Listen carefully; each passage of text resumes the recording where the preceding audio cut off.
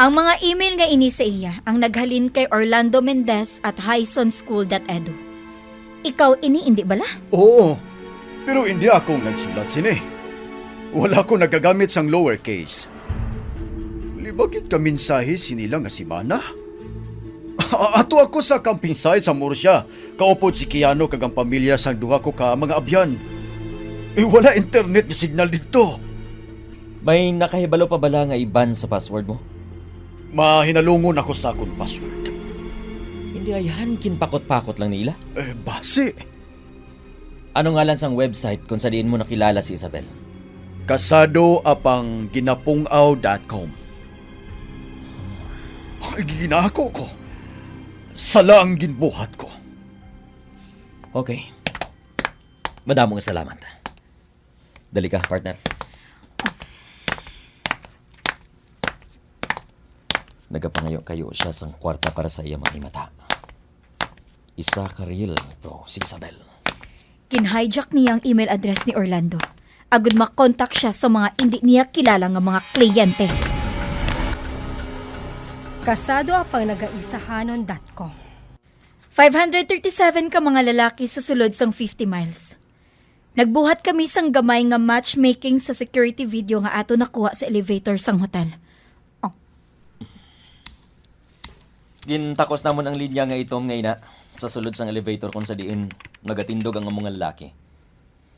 Ang iya ulo, ang ara sa 4 inches sa idalom sang linya. Ang bot sa lingon, nga ara sa 5'4" ang iya kataason. Kataason ang inyong ginbasihan? Butigo ng kataason sa mga lalaki. Ginconsider namon ang traditional 2-inch lies ang isa ka lalaki. Gani, pangitaon nato ng lalaki nga nagataas ang 5'6". Maputi nga lalaki. Kulot ang buhok. Ari, anom ka lalaking ginpakita sang computer. Duha diri sa ila ang nakaantipara. Si Lonely Man kag Honey Bear 18. Ang lalaki sa elevator ang nagasuksok sa antipara nga itom ang frame. Itong nga frame ang antipara ni Lonely Man.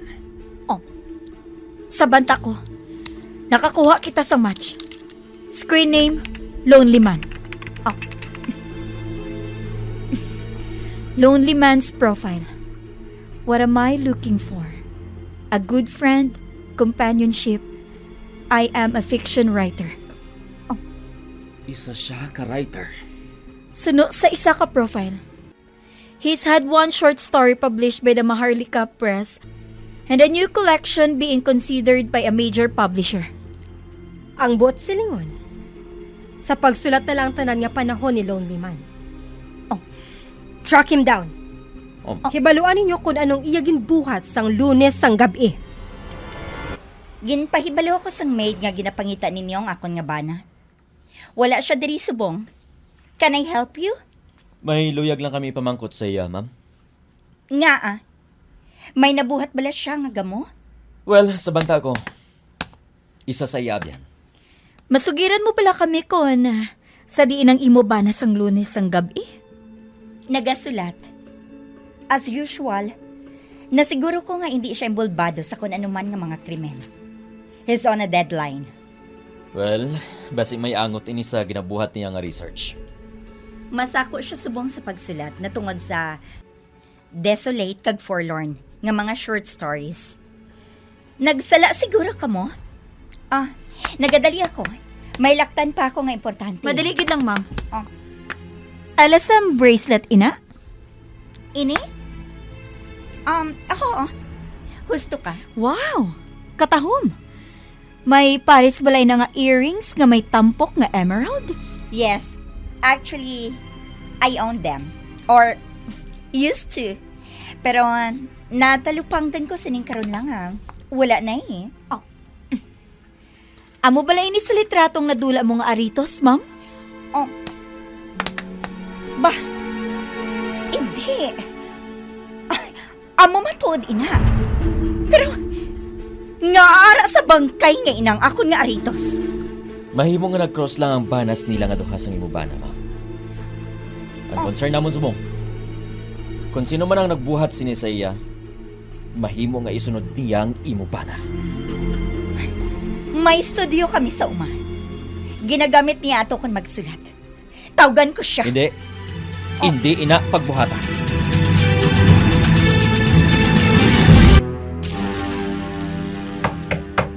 Ruben Canlas, Central Precinct Homicide Department ini.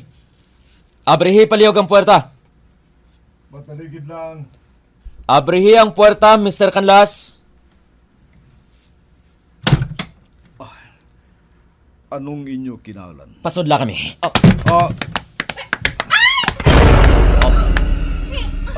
Anong butsilingon sini?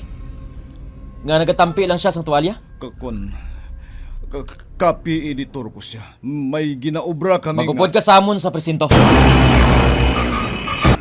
Ang short story collection ko ang ginatawag na Lonely Place. Nahanungod din sa kapungaw, kasubo kaga kamingaw. Ang buot mo silingon nga, para inis sa mga lalaki nga kasad. Kag nakita ka sa security video, ginaromansa mong babae ngayon na sa sulod sang elevator. Kag karon nga nakuha na namo ng imo fingerprint. May duha ka babae nga nagpalapit sa akon. Blandi ang buhok sang isa. Ginhagad nila ako nga mag-inom. Nahubog kami nga tatlo. Ginhagad nila ako sa ila ginadayunan nga hotel. Pagkatapos, anong natabo? Wala ko magkahibalo. Ang nadumduman ko lang nga ginhalukan kong blandi buhok nga babae. Amo lang ina. Mahimo nga gindrag nila ako. Ang madason ko nga nadumduman sang makabugtaw ako nga tupad ko lang patay nga babae. Ginkulbaan ako. Ganit dali-dali ako nga nagpauling. Siya balay ning ginatumod mo nga blandi ang buhok?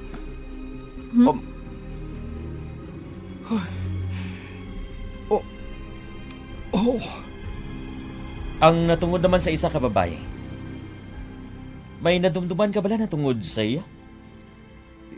itom ang iya buhok. Morena, matahom ang lawas. Mainabyanon. Wala na siya sa makabugtaw ako. May makapamatuod bala sa ginasugid mo? Ang bartender sa Sam's KTV bar, nakita niya ako kaupo ng duwa nga ato. Pamangkutan ninyo siya.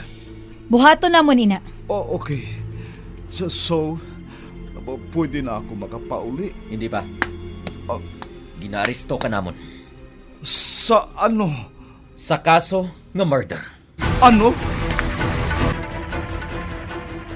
Oo, sir. Nadumduman ka ng lalaki ngayon eh. May kaupod pa siya nga iban? Oo, ma'am. Isa ka blandi buhok na babae. Nabatian mo balang ilagin na balan? Wala gid, sir.